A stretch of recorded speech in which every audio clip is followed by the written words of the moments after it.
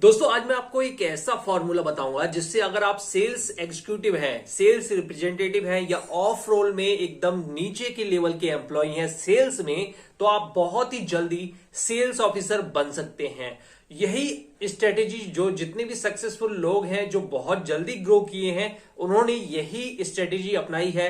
और ये जो फॉर्मूला है कोई भी आपको नहीं बताता। मार्केट में बहुत दिन रहने के बाद भी आपको ये चीजें पता नहीं चलती जो मैं इस वीडियो में बताने जा रहा हूं। इस फॉर्मूले को अपना के आप सेल्स ऑफिसर बन सकते हैं बहुत ही कम समय में, सुपर फास्ट तरीके से, और एएसएम भी बहुत जल्दी बन सकते हैं। यानी अगर ये फॉर्मूला आपने अपना लिया और इस समय अगर सेल्स एग्जीक्यूटिव है तो 5 इयर्स के अंदर आप एएसएम की पोस्ट पर पहुंच जाएंगे एक मीडियम लेवल की कंपनी में।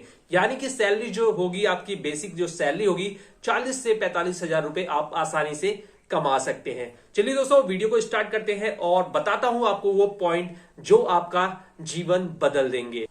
सबसे पहले एक जो सेल्स एग्जीक्यूटिव होता है, सेल्स रिप्रेजेंटेटिव होता है, उसकी गलती ये होती है कि उसको जितना एरिया मिला होता है वो उसी एरिया की पूरी नॉलेज नहीं ले पाता। ये बहुत गड़बड़ी होती है सभी सेल्स रिप्रेजेंटेटिव एग्जीक्यूटिव में। और बहुत सारे होशियार भी होते हैं, अच्छे भी होते हैं, वो अपने एरिया की बहुत सारी नॉलेज ले लेते हैं, लेकिन दोनों ही तरीके गलत हैं। अगर आपको सेल्स ऑफिसर बनना है तो सेल्स ऑफिसर का जितना बड़ा एरिया रहता है किसी भी कंपनी में, छोटी या बड़ी में, उतना बड़ा एरिया की नॉलेज आपको होनी चाहिए इंटरव्यू देने से पहले, सेल्स ऑफिसर बनने से पहले।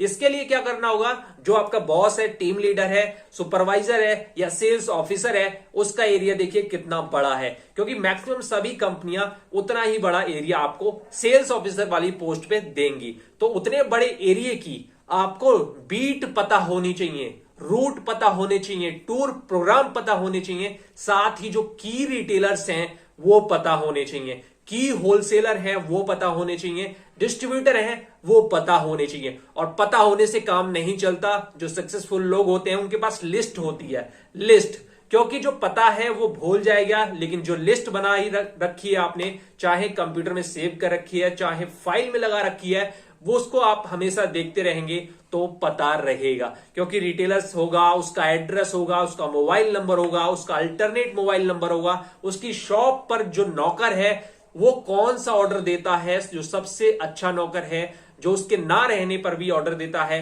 या वो जो ऑर्डर बताता है उसी को मालिक लगाता है। ये सारी डिटेल होती है उस एक्सेल फाइल में, उस कॉपी में, डायरी में। तो ये नोट करने की चीज होती है।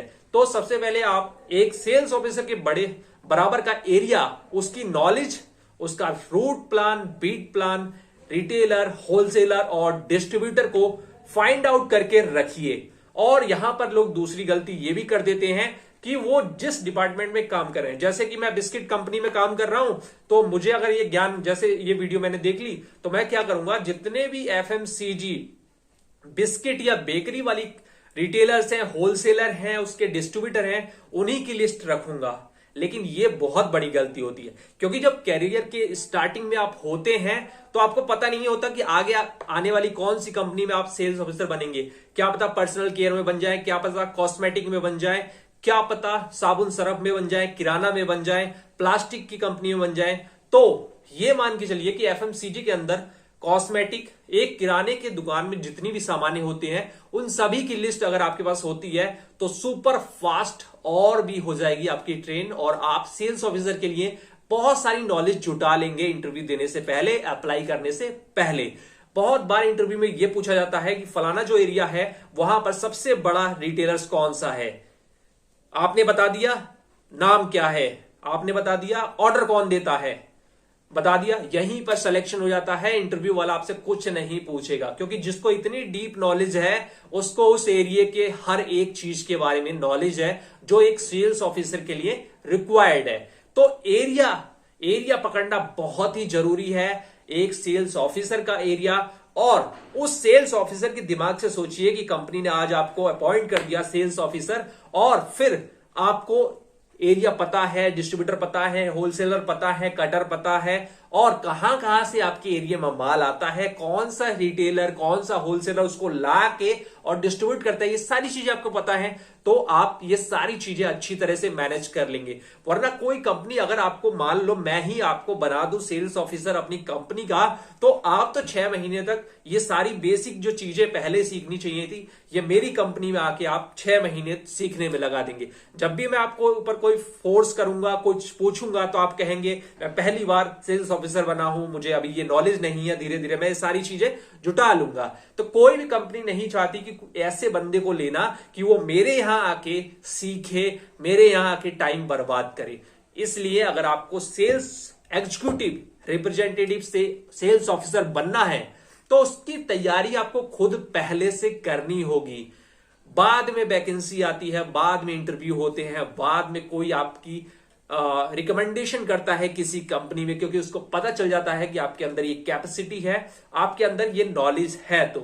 तो सबसे पहले एक सेल्स ऑफिसर का एरिया पकड़ लीजिए, उसको कॉपी कर दीजिए। कॉपी मारने का मतलब है अपनी हार्ड ड्राइव, जो अपनी हार्ड डिस्क है, उसमें पूरा उसको बैठा लीजिए और उसको नोटबुक में नोट कर लीजिए, क्योंकि नोटबुक में नोट जो रहेगा वो कभी खोएगा नहीं, कभी भूलेगा नहीं।